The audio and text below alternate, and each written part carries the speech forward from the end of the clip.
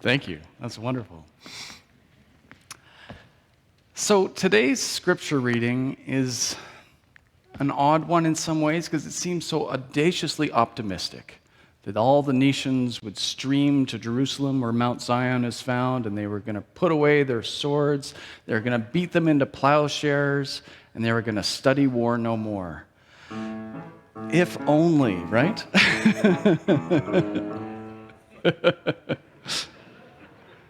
We wish that could happen. And, we wish for it now. But back then, when they heard those words, they went, oh, if only. Because Isaiah was writing over 2,500 years ago at a time of enormous conflict. The people of Israel had had a civil war and had split into two groups. There were two tribes in the south, in Judea, where Jerusalem is, and then the rest of them were in the north. And Isaiah, in his prophecy, says, we are in trouble.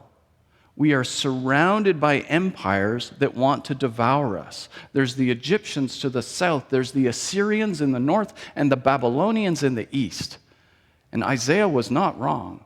The Assyrians were going to come down and take over the north, and the Babylonians were going to come down and take over the south. That hadn't happened yet when he wrote those words.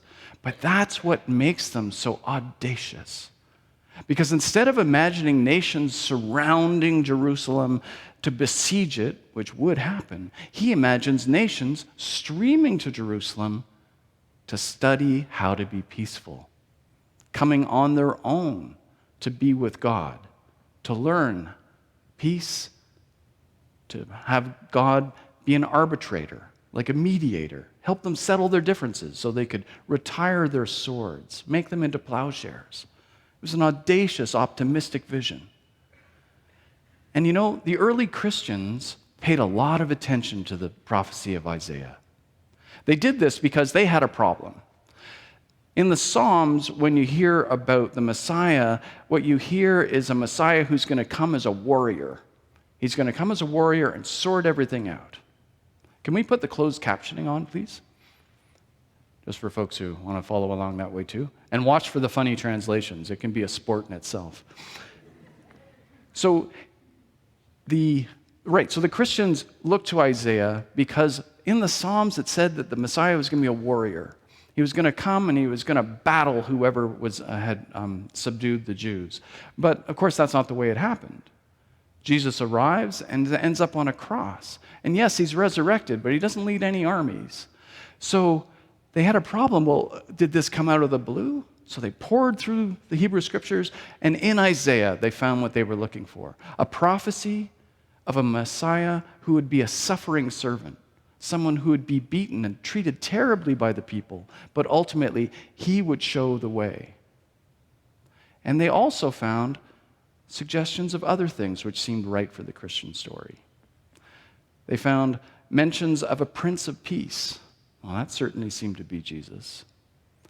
And so that idea that the nations would gather, would come together to look for peace, was something which they saw in Isaiah and they put into their Christmas story.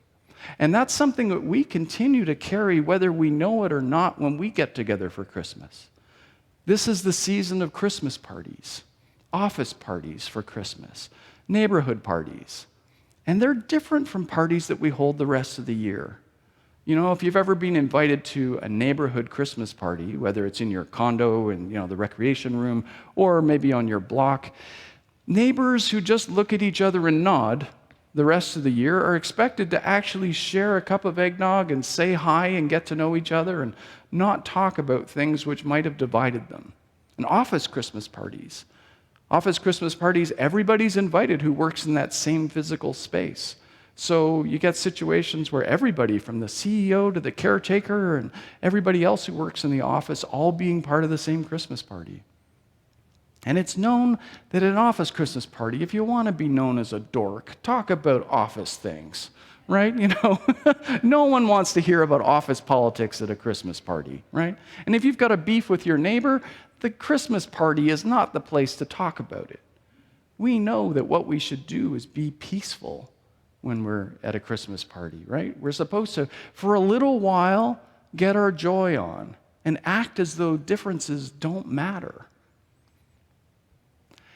And of course, that expectation can make family dinners tricky at Christmas time. You know, everybody wants Christmas dinner to be just so. You invite all the family and you want everybody to get along. But the problem with Christmas dinners with families is you don't just get the people you see, you also get their younger versions deep inside of them. Everybody brings their inner child to a Christmas party, right? And you hear things like 40-year-olds being treated like 12-year-olds by parents who are now grandparents. It can get complicated at a family dinner party because we expect at Christmas time that we're going to be peaceful and we're going to be joyful. But you know, every time we get together for a Christmas celebration, we are all reenacting that very first Christmas day when Jesus was born. That's why guests at neighborhood Christmas parties feel compelled to bring some sort of housewarming gift. Maybe it's just a bottle of wine. Maybe it's some fresh-baked cookies. And of course, at our family getting-togethers, you know, grandparents show up with big bags full of presents for the kids. We are reenacting that very first Christmas day, you know, where in the Christmas pageants at least, the shepherds and the magi arrive on the same day. It's not quite like that in the scriptures. Luke's gospel, there's two versions of the Christmas story. Luke's gospel has the shepherds and the angels, and Matthew's gospel has the magi. And they show up a little bit late, but we get this feeling that they should all be together. And that togetherness, that gathering of people around the Christ child is something which we see in many of our Christmas cards, at least the ones that are still religious. We see images like this one, where here the three magi bringing gifts, and we see that they've come from a long way to greet Jesus. But you also see on the left-hand side of the picture a donkey and an ox. And they're in a lot of the paintings of the Christmas scene, a lot of them. And it's weird because they're not actually mentioned in the Gospels at all. There's no mention in the Christmas stories of the donkey and the ox at all, but they've been there for a really long time. In fact, here's the very first picture that we have of the donkey and the ox. This was done in the late 300s. This is the very first depiction of the Christmas story as told by the Gospel of Luke. It's carved into a wall, and it was done around the 380s. It's in Italy, in Milan. And you'll notice that there's no people there. There's just Jesus in the manger, flanked by an ox and a donkey. Where are the shepherds? Why didn't any people show up? This was what they thought was most important to represent. So why is that? Well, nowadays, you know, if I walked up to you and I said, hey, how are the Ticats doing? How are the Blue Jays doing? You'd know that I was not talking about real tigers or real bluebirds. You'd know I'd be talking about sports teams. Right? Back then, they also understood the power of metaphor. So for them, those two animals were metaphorical animals. Okay? The ox was a clean animal, right? In Deuteronomy and other portions of the Hebrew Scriptures, it says the ox is a clean animal. You can slaughter an ox and you can give sacrifices of the ox to God. That's perfectly okay. Clean animal. The donkey, however, an unclean animal. Do not eat donkeys. You can use them as beasts of burden, but don't try and sacrifice them for God. So they developed this idea that ox represents the Jewish people and donkey represents the non-Jewish people, the Gentiles. And so in these images, they're saying that when Jesus was born, everybody was invited. Jesus was born to save everybody. Jewish and non-Jewish alike. And we see that in the Gospels, right? The two Gospel writers make a point of saying Jewish shepherds came to see the baby, and so did non-Jewish Gentiles from far away. Everybody was invited to this party because Jesus was going to save everybody, which is a wonderful message. And we still see this now, right? When we have Christmas parties now, we have Christmas parties now because this is the start of Advent, right? Advent, it's derived from a Latin term. Ad means to, like you go to the store, to is ad. And vent comes from the word venire, old Latin word for come. So, you know, vene, vient in French. So, to come. So Advent is the time where we expect something to come. And we usually think of this as, okay, God is coming our way. God is going to be born in human form. But as our stories show, it's not just that God comes to us, but that we come to God in the form of visiting that beautiful baby who was born in the stable. So it's a mutual meeting. It's a drawing together of human beings and God to meet in one place. And in the prophecy of Isaiah, we actually see this because there's a quote at the very beginning of it: "The ox knows its master and the donkey its owner's manger, but Israel does not know. My people do not understand." Jesus is placed in a manger because Luke wants you to remember Isaiah. Isaiah has said, the child you're waiting for will be in a manger, and the ox and the donkey will know who that kid is in the manger. That's what the resonance is. And so every time we get together, we're trying to do that too. We're being drawn together so that we can try and feel some of that joy and peace with each other in these gatherings at Christmas time where all of our differences will be set aside. But there's a problem, right? Because the magic doesn't last. We all know that a Christmas party is different from parties that we have the rest of the year. That warm feeling that we want to feel inside, it can last for the duration of the party or maybe Christmas night, and then it has a way of fading away. It's like those soldiers in 1914. You've probably heard the story. It's 1914, the start of World War I. Young men from Germany and the Allied nations are stuck in trenches facing each other, fighting a kind of war no one has ever fought before, where the machine gun is the star and so is poisonous gas. Everybody's terrified. They'd been told that this war would be over by Christmas, but it wasn't. There they were on Christmas Day, stuck in these muddy, rainy trenches all along the line in Belgium and France. And then something amazing happened. Some of the German soldiers decided to get out of the trenches and walk across no man's land to wish the other side Merry Christmas. And the Allied soldiers were hesitant at first, but they did it too, and they got out. And the two sides, mostly young men, came together, shook hands, wished each other Merry Christmas. And this happened spontaneously all across the line. It was not organized. And then somebody, and this happened a bunch of times, pulled out a soccer ball.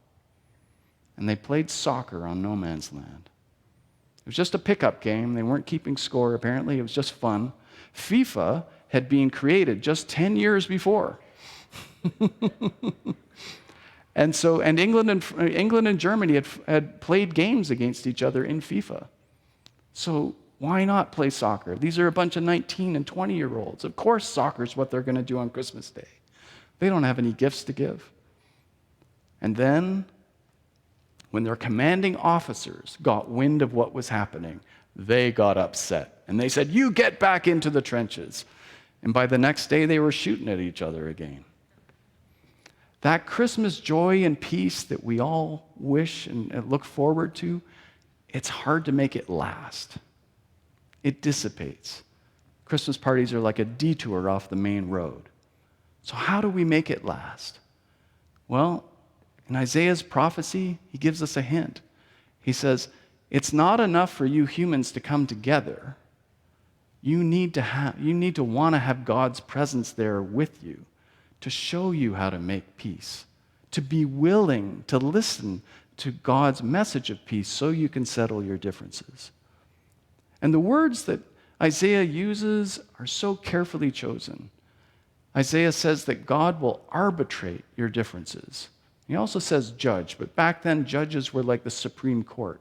They weren't like, you're going to hell. It's not that kind of judge. It's like, please, state your cases and let's try and figure something out that'll be equitable for everybody.